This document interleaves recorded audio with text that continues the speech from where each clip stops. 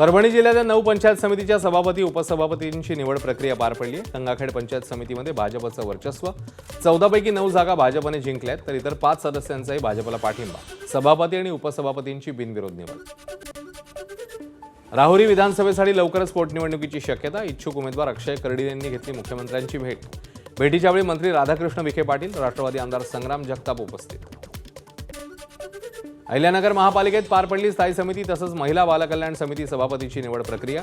स्थायी समितीच्या सभापतीपदी भाजपचे सुभाष लोंढे, तर महिला बालकल्याण समिती सभापतीपदी राष्ट्रवादीच्या दीपाली बारसकरांची निवड। राज्यामध्ये लवकरच प्राध्यापक पदासाठी मेगा भरती होणार। मुख्यमंत्री फडणवीसांकडून पदभरतीला मान्यता। उच्च आणि तंत्रशिक्षण मंत्री चंद्रकांत पाटील यांची विधान परिषदेत घोषणा। मुंबई पुणे मिसिंग लिंक मे पासून सुरू होणार। मुंबई पुणे महामार्गावरील वाहतूक कोंडी कमी करणारा प्रकल्प 97.7% काम पूर्ण। उपमुख्यमंत्री एकनाथ शिंदेंची विधान परिषदेत लेखी उत्तरामध्ये माहिती।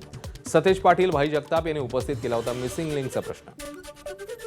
पिंपरी चिंचवड शहरातील एका व्यापाऱ्याचं 50 लाखांसाठी अपहरण। पोलिसांकडून तब्बल 100 किलोमीटरपर्यंत पाठलाग करत 5 आरोपींना अटक। 5ही आरोपी मूळचे बिहारचे असल्याची माहिती।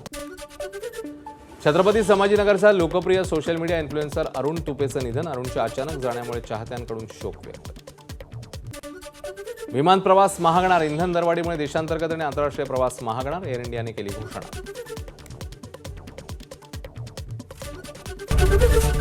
एबीपी माझा, उघडा डोळे बघा नीट।